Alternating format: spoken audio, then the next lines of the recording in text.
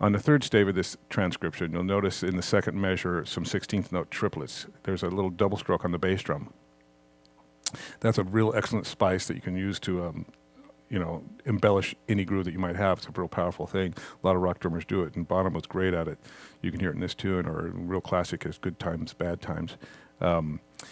And there's a lot of different ways to play, just like you need to play a double stroke in your hands to play a fast roll, you need to be able to play a double stroke on your bass drum to be able to pull this sort of thing off.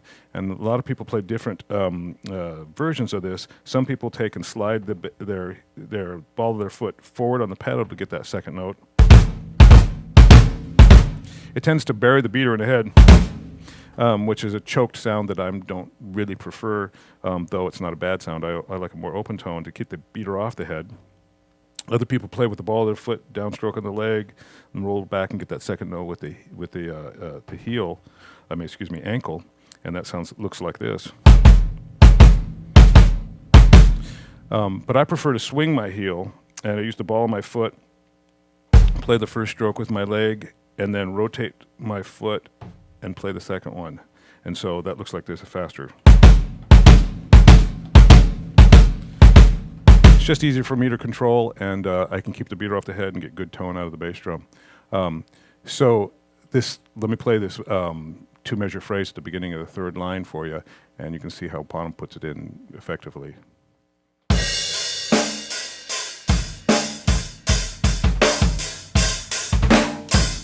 Right? Let me do that one more time for you. 3 and 4 and...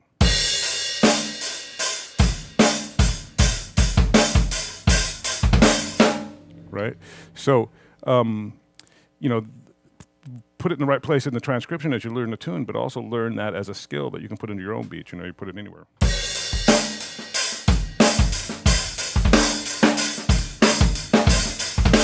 Right? It's a powerful little tool, so learn to use it. So time to get the calculators back out. We got to talk numbers a little bit here. I'll try not to make it too confusing. But at the end of the ocean, they go into a shuffle groove. It's quarter note driven, but it's that 12/8 time signature. And as I said, eighth note based time signatures are usually what we call compound time signatures. And 12/8 is felt in 4 groups of 3 notes. So if you're on a gig or a jam session and somebody says, hey, let's play blah, blah, blah, and you don't know the tune, and the guy goes, well, it's just 12/8. So the next thing they do is not count out 1, 2, 3, 4, 5, 6, 7, 8, 9, 10, 11, 12, start.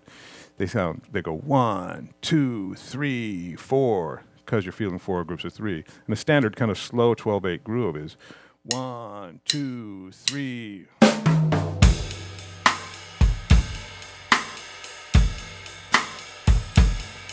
And that's 1, 2, 3, 4, 5, 6, 7, 8, 9, 10, 11, 12. 1, 2, 3, 4, 5, 6, 7, 8, 9, 10, 11, 12. 4, 5, 6, 7, 8, 9, 10, 11, 12. 1, 2, 3, 4. Right? So that feels like 4/4, but it's 12/8 because you're feeling each of those pulses instead of like in the eighth notes, 2 beat pulses, we've got 3 in there. But now how do we get to that from the 4/4/7/8? You'll see on the transcription that it says 16th note equals the 8th note. So the 7/8 eighth note becomes the 16th note in this 12/8. That sounds like this. Let's go all the way back to the 4/4, and I'll start counting 16th notes there, and we'll do this slower so you can see what's going on.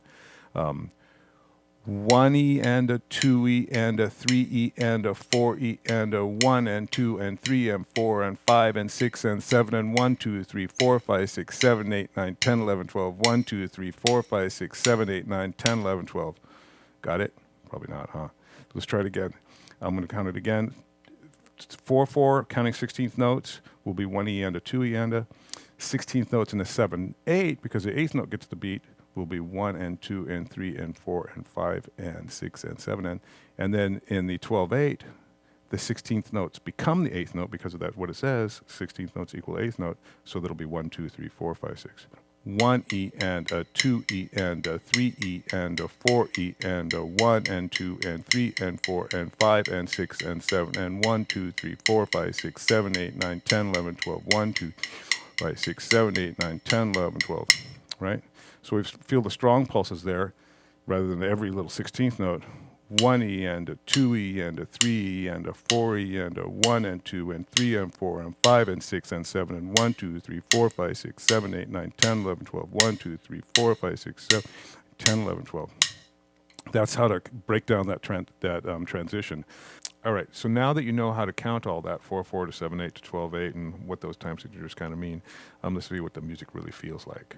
So I'm going to play 4/4, 7/8 into the 12/8, okay? 1 and 2 and 3 and 4 and...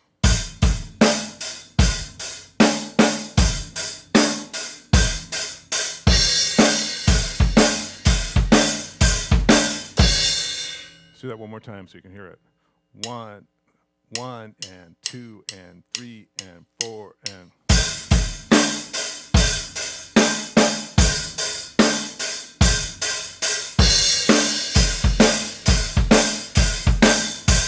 Right? So there you go. That's the big tough transition. And so practice that with the music too, you know, but it's nice to know how to break it down. And then you see in the third stave of that last page that there are some punches with the band. And we can count that as eighth notes at 12/8, 1, 2, 3, 4, 5, 6, 7, 8, 9, 10, 11, 12, but that's kind of like really busy and kind of confusing when you're in the middle of playing. And so we usually count the 12, 8, and 4, 1, 2, 3, 4, and then we add the ands on the last of each of those three-note groupings. 1 and 2 and 3 and 4 and 1 and 2 and 3 and 4 and you can hear that if I go slowly, you'll hear that the middle of those three-note groupings is I'm not counting. 1 and 2 and 3 and 4 and 1. So that punch area goes 1 and 2 and 3 and 4 and 1 and 2 and 3 and 4 and 1 and 2. So again, make a groove. We got a 2-bar cycle, 4/4 to 7/8, and then break down the time signatures to find that transition and listen to the music.